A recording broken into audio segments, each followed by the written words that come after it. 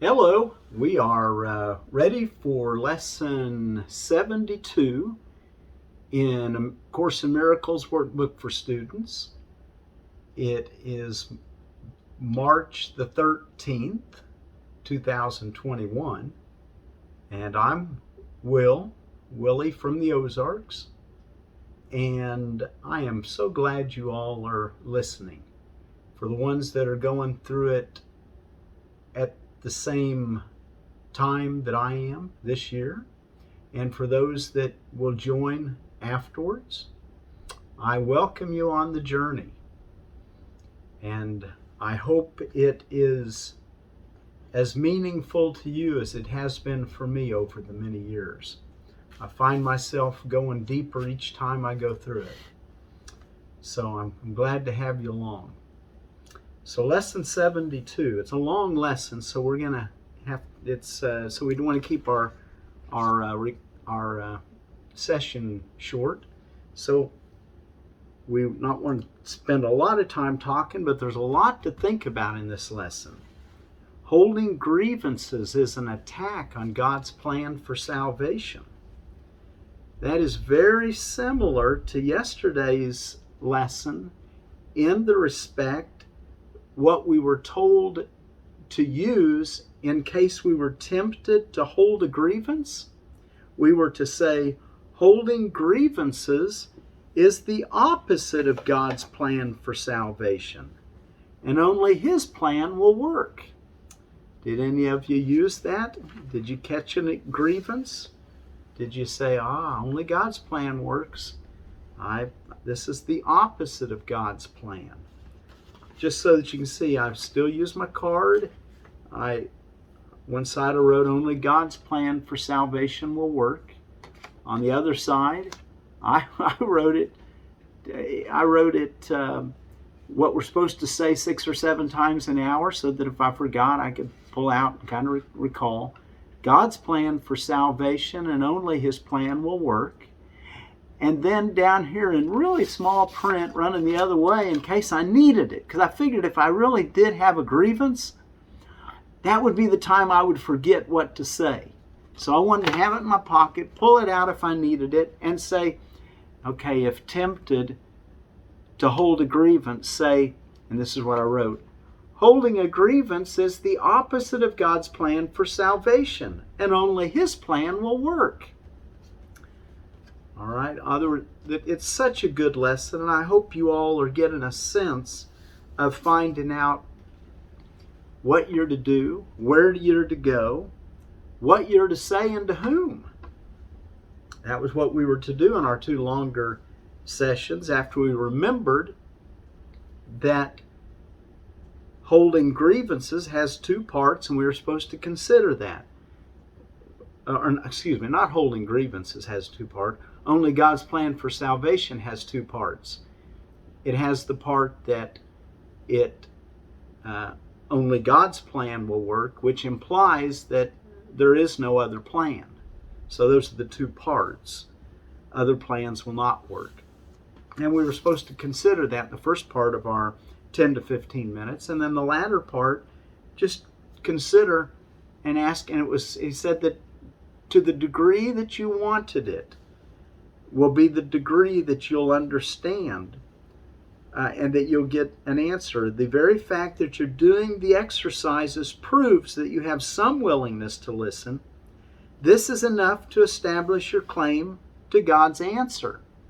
So I hope you are establishing your claim to God's answer. Your willingness to hear is all that's really needed in order for you to reach your connection with God inside, the vast mind, the great light, the oneness beyond the body. And when you're saying, what would you have me do and where would you have me go? What would you have me say and to whom? Remember, this is all in mind. The mind will tell the body what to do. And if you're at the place where you're just trying to figure out what you do physically, well, then that's okay too. But what we're going to do is realize that the body is the illusion. The truth of our identity is our connection with God. Our inner sight, the quiet, the part that connects us with each other. The ones that are truly taking the journey together on this journey in this world. All right, so yesterday's lesson, only God's plan for salvation will work. Today, holding grievances is an attack on God's plan for salvation. Before we get into it, look at this grape that I got at the garden supply. It's a Concord seedless grape. Concord grapes were originally developed by a guy back in Concord, Massachusetts, that wanted a cold hardy grape, and he developed it. As a matter of fact, I'd looked it up, and his name was Bull, Ephraim Wales Bull. So for whatever value that is, I appreciate Mr. Ephraim Wales Bull for giving us the Concord grape.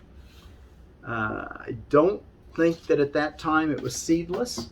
I think that's another development that it's come through. Not positive about that. But anyway, I'm pretty excited about having so much growth just sitting in my window.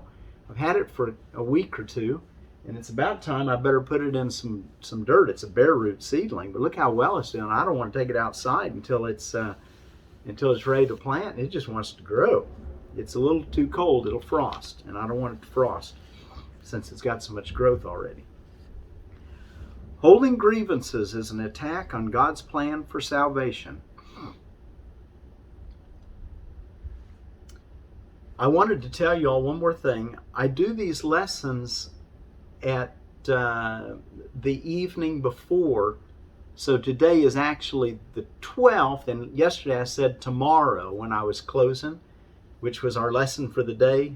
Consider only God's plan for salvation will work. And I said, think about this tomorrow. Well, I start them this evening, and I put them on the recording for you all to watch online. And it takes several hours for them to get uploaded. So you won't be able to see them until, I try to get them where they're ready by midnight, but it doesn't always happen. I just wanted to kind of clarify that. Holding grievances is an attack on God's plan for salvation. While we have recognized that the ego's plan for salvation is the opposite of God's, we've not yet emphasized that it is an active attack on his plan and a deliberate attempt to destroy it. In the attack, God has assigned the attributes which are actually associated with the ego, while the ego appears to take on the attributes of God. 2. The ego's fundamental wish is to replace God. In fact, the ego is the physical embodiment of this wish. The ego is the physical embodiment of this wish. And you think, well, the ego is not physical. Well, it is if you consider that mind is thought. And what thought complex went together and formed a body of thought. And that's the ego. And then the ego makes it is what makes the body. I guess you would say it that way. This is what we want to try to understand. So paragraph 2. The ego's fundamental wish is to replace God. In fact, the ego is the physical embodiment of this wish.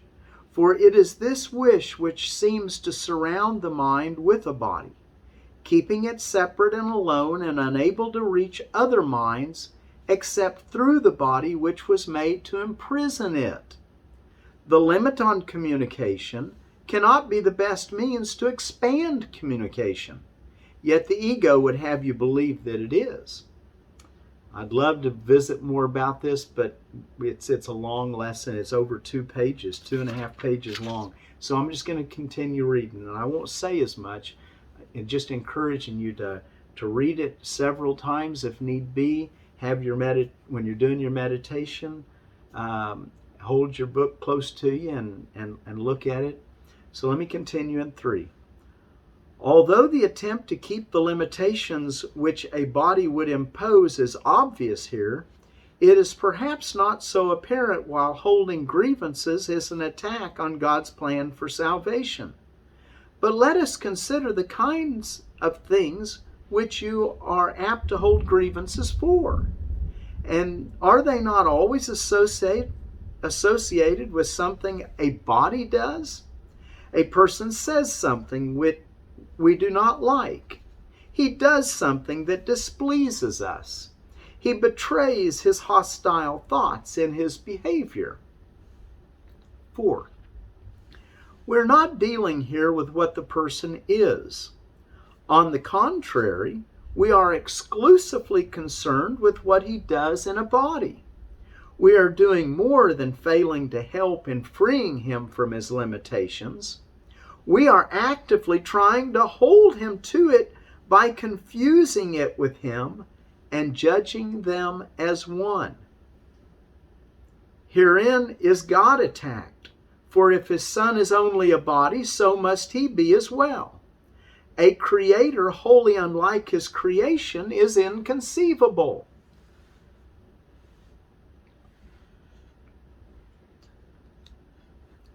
I do want to point out that we are actively trying to hold someone to, we're doing more than failing to help and freeing him from a limitation if we see him as a body and not as, let's read it again. We're not dealing here with what the person is. On the contrary, we're exclusively concerned with what he does in a body. We're doing more than failing to help in freeing him from his limitations. We are actively trying to hold him to it by confusing him and judging them as one. Herein is God attacked. For if his Son is only a body, so must he be as well. So must God be as well. Because a creator wholly unlike his creation is inconceivable. So we're basically confusing what a person is when we respond to what they do in a body. Maybe that's the best way to say it. That's the ego, which is the illusion, and the manifestation of the illusion is what is physical. All right? Paragraph 5. If God is a body, what must his plan for salvation be? What could it be but death? In trying to present himself as the author of life and not of death, he is a liar and a deceiver, full of false promises and offering illusions in place of truth. This would be the ego reality. The body's apparent reality makes this view of God quite convincing. The body's apparent reality makes this view of God quite convincing. In fact, if the body were real, if the body were real, it would be difficult indeed to escape this conclusion. And every grievance that you hold insists that the body is real. It overlooks entirely what your brother is. It reinforces your belief that he is a body and condemns him for it. And it asserts that his salvation must be death, projecting this attack onto God and holding him responsible for it. Wow. It brings me back to the memory there at the very beginning in the introduction, where nothing real can be threatened, nothing unreal exists. Herein lies the peace of God. This is what is referred to here, that if it can be threatened, it's not real. Well, the physical body can be threatened, so it must not be real. And this is a difficult thing for many people to get beyond, but that's what we're studying to try to understand, the logic and the truth. Paragraph 7. To this carefully prepared arena, where angry animals seek for prey and mercy cannot enter, the ego comes to save you. God made you a body. Very well. Let us accept this and be glad. As a body, do not let yourself be deprived of what the body offers. Take the little you can get. God gave you nothing. The body is your only Savior.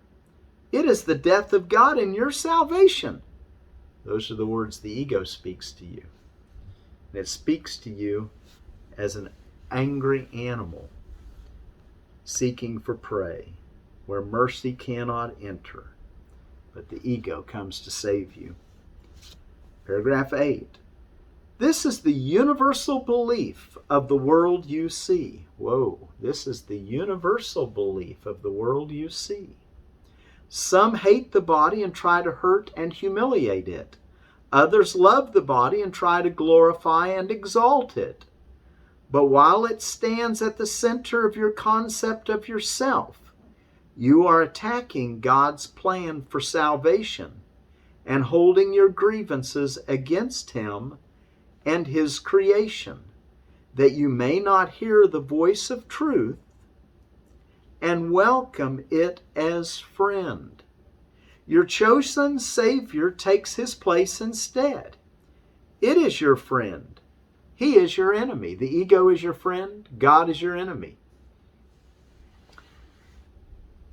Well, we're going to try to learn to get beyond that upside down thinking. Paragraph 9. We will try today to stop these senseless attacks on salvation. We will try to welcome it instead. Your upside down perception has been ruinous to your peace of mind. Your upside down perception has been ruinous to your peace of mind. You have seen yourself in a body and the truth outside you, locked away from your awareness by the body's limitations. Now we're going to try to see this differently. 10. The light of truth is in us. Remember the light we were trying to reach in the last couple meditations through the cloud patterns? The light of truth is in us. The mind, the vast circle of the mind, where it was placed by God. I think you could probably consider the periphery of that vast circle is the illusion that the mind sees as clouds. But we're going to go through the clouds back to our mind. It's like we're upside down. The light of truth is in us, where it was placed by God. It is the body that is outside us and is not our concern. To be without a body is to be in our natural state. Oh, wow. To be without a body is to be in our natural state. To be without our body is our natural state. To recognize the light of truth in us is to recognize ourselves as we are. To recognize the light of truth in us is to recognize ourselves as we are. To see ourselves as separate from the body is to end the attack on God's plan for salvation and to accept it instead. And wherever His plan is accepted, it is accomplished already. 11. Our goal in the longer practice periods today is to become aware that God's plan for salvation has already been accomplished in us. To achieve this goal, we must replace attack with acceptance. As long as we attack it, we cannot understand what God's plan for us is. We are therefore attacking what we do not recognize. Now we're going to try to lay judgment aside and ask God's plan and ask what God's plan for us is. What is salvation, Father? I do not know. Tell me that I may understand. What is salvation, Father? I do not know. Tell me that I may understand. Then we will wait in quiet for His answer. Then we will wait in quiet for His answer. It's an association with our oneness with God that we're seeking. And yes, it's happiness and so much more. Maybe there's no words for it. He tells us to ask and we will be shown. Paragraph 14. We have attacked God's plan for salvation without waiting to hear what it is. We have shouted our grievances so loudly that we have not listened to His voice. We have used our grievances to close our eyes and stop our ears. Now we would see and hear and learn. What is salvation, Father? Ask and you will be answered. Seek and you will find.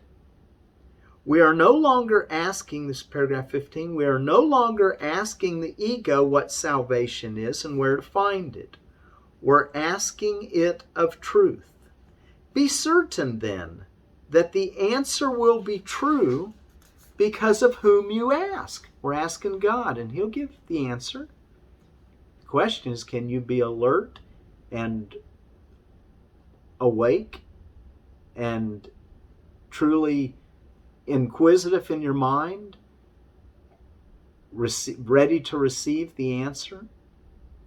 Whenever you feel your confidence wane and your hope of success flicker and go out, repeat your question and your request, remembering that you're asking them of the infinite Creator of infinity, who created you like Himself. You are like your Creator, who is the infinite Creator of infinity. So we're going to tap back into that natural state. That's what our quiet times. That's why we need to take these 10 to 15 minutes twice a day to be still and quiet and ask this question. What is salvation, Father? I do not know. Tell me that I may understand. He will answer. Be determined to hear. Be determined to hear. And if you tend to he says, if you feel your confidence wane and your hope of success flicker and go out, repeat your question again and your request, remembering that you're asking them of the infinite Creator of infinity, who created you like Himself. So we're gonna be sure to do that. Just keep bringing your attention back when you wonder to the question, what is salvation, Father? I do not know. Tell me that I may understand. Then quietly wait for the answer. He will answer. Be determined to hear. And the last paragraph. 1 or perhaps 2 shorter practice periods an hour will be enough for today, since they will be somewhat longer than usual. These exercises begin with this. Holding grievances is an attack on God's plan for salvation. Let me accept it instead. What is salvation, Father? So let me accept God's plan instead. Holding grievances is an attack on God's plan for salvation. Let me accept God's plan instead. What is salvation, Father?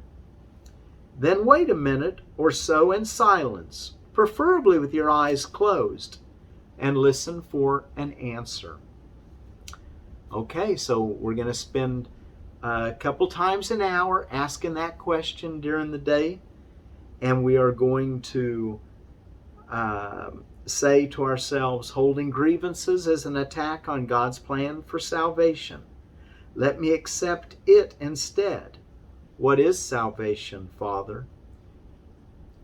So I encourage you to do that a couple times an hour, and be sure to do your 10 to 15 minutes twice. And we will see you again tomorrow.